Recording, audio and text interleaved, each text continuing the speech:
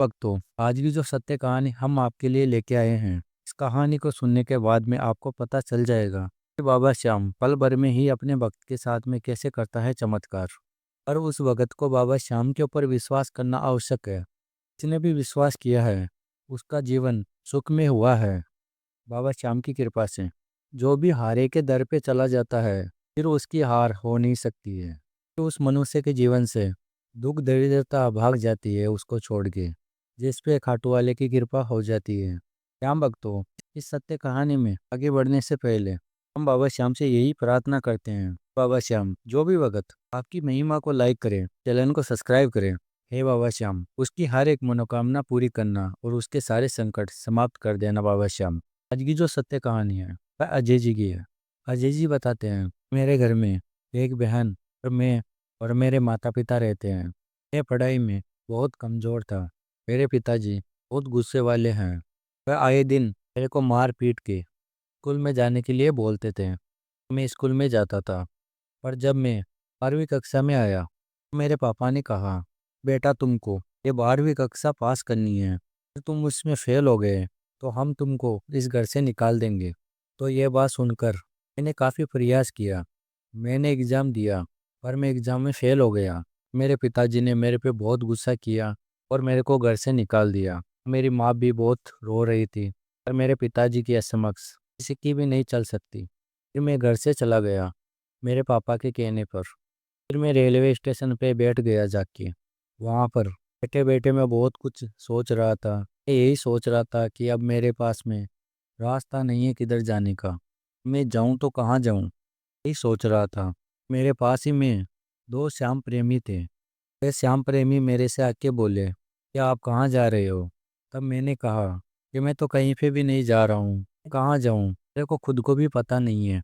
तब उस श्याम प्रेमी ने कहा, क्या हुआ, तुम ऐसे क्यों बोल रहे हो, क्या बात है, हमको बोलो। तब मैंने सारी बात उन दोनों श्याम प्रेमियों को बताई।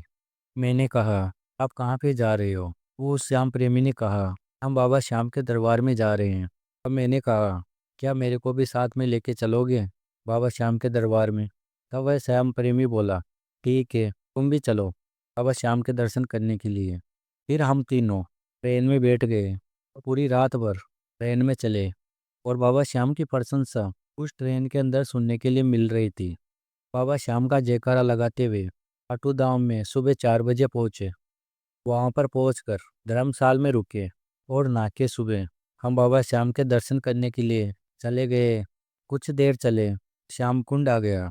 हम श्याम कुंड में भी गए और वहाँ पर भी स्नान किया और श्याम कुंड में भी जाकर फिर हम श्याम बगीचे गए, जहाँ पर आलू सिंह जी महाराज और बहादुर सिंह जी महाराज उनके दर्शन किए, जो बाबा श्याम के अनन्य भगत हैं। उनको दर्शन करके उनको प्रणाम करके फिर हम श्याम मंदिर में आए बाबा श्याम के समक्ष और बाबा श्याम को बोला, हे बाबा श्याम, आप तो सब कुछ जानते हो, आप तो अंतर्यामी हो। मेरे पास में रास्ता नहीं है कहीं पे भी जाने का। अब आप ही मेरा सहारा बनो, आप ही मेरे को रास्ता दिखाओ बाबा श्याम। मैं जाऊं तो जाऊं कहाँ पे? की कृपा की आवश्यकता है मेरे को बहुत। हे बाबा श्याम, आप दया के सागर हो, मेरे पे दया करो। ये बात बोलकर मंदिर से बाहर आ गया। फिर श्याम प्रेमी बोले मेरे से कि अब हम तो जा रहे हैं, तुम कहाँ पे जाओगे? मैंने कहा, ठीक है, आप तो आपके घर पे चले जाओ, मैं देख लूँगा, इधर ही हूँ बाबा श्याम के भरोसे। फिर मैंने 1-2 दिन तो कमाई करके खाटू में ही और मैंने चाय की दुकान खोली। तो उस चाय की दुकान का नाम श्याम रखा। बाबा श्याम की कृपा मेरे पे ऐसी हुई, मैं दिन में तो चाय बेचता था और शाम को बाबा श्याम के दर्शन करने के लिए मंदिर में चला जाता था। ऐसे चल रहा था कुछ दिन। बाबा श्याम की कृपा मेरे पे ऐसी हुई, जो मैंने चाय की दुकान खोली थी वह इतना अच्छी चली, फिर मैंने वहीं पर ही होटल बना लिया। इतनी अच्छी हुई मेरे बाबा श्याम की कृपा, और उस होटल का नाम मैंने श्याम ही रखा। और देखते देखते मैं करोड़ों रुपए कमाने लगा बाबा श्याम की कृपा से। फिर मैंने बाबा श्याम को बोला, बाबा श्याम, वह आपने मेरे को सब कुछ दिया है, पर मेरे बाबा श्याम, अब मेरे को मेरे माता पिता से मिलना है। कुछ न कुछ चमत्कार करो। आपका नाम लेकर मैं अपने गांव जा रहा हूँ अपने माता पिता से मिलने। हे बाबा श्याम, आप कृपा करना, उनका मूड अच्छा रहे मेरे पिताजी का। मैंने श्याम नाम लेकर गाँव के लिए चला गया। जब वहाँ पर पहुँचा तब मैंने पिताजी को बोला घर पर पहुँचकर कि पिताजी, आपने तो मेरे को घर से निकाल दिया था, पर बाबा श्याम ने मेरे को संभाल लिया था। इस बाबा श्याम की कृपा से मेरे पास में सब कुछ है। अगर कमी है तब वह आपके आशीर्वाद की है, आपकी है। मैंने ये बात अपने पिताजी को बोला तो मेरे पिताजी ने कहा, बेटा तुम मेरे को माफ़ कर दो। मैंने गुस्से में आकर मेरे साथ में बहुत गलत किया है, मेरे को क्षमा कर दो। ये बात बोलकर मेरे पिताजी ने मेरे को गले से लगा लिया और मेरी माँ ने भी मेरे को गले से लगा लिया और वह फूट फूट के रोने लगे। ये हमने गलत किया, हमको घर से नहीं निकालना था। फिर मैंने कहा, पिछली बातों को आप भूल जाइए, बाबा श्याम की ही इच्छा थी, ये बाबा श्याम की ही भक्ति मेरे को मिलनी थी, इसलिए ऐसा हुआ है। आप चिंता ना करो, ठीक हो गया है बाबा श्याम की कृपा से। फिर आगे अजय जी बताते हैं कि बाबा श्याम की कृपा मेरे पे ऐसी हो रही है, जिस कामना की मैं चाह रखता हूँ वह कामना पूरी हो जाती है बाबा श्याम की कृपा से, अटवाले की कृपा से। बाबा श्याम इतना दयालु है, वह अपने भगत को दुख तकलीफ में देख नहीं सकता है, वह खुद दौड़ा चला आता है।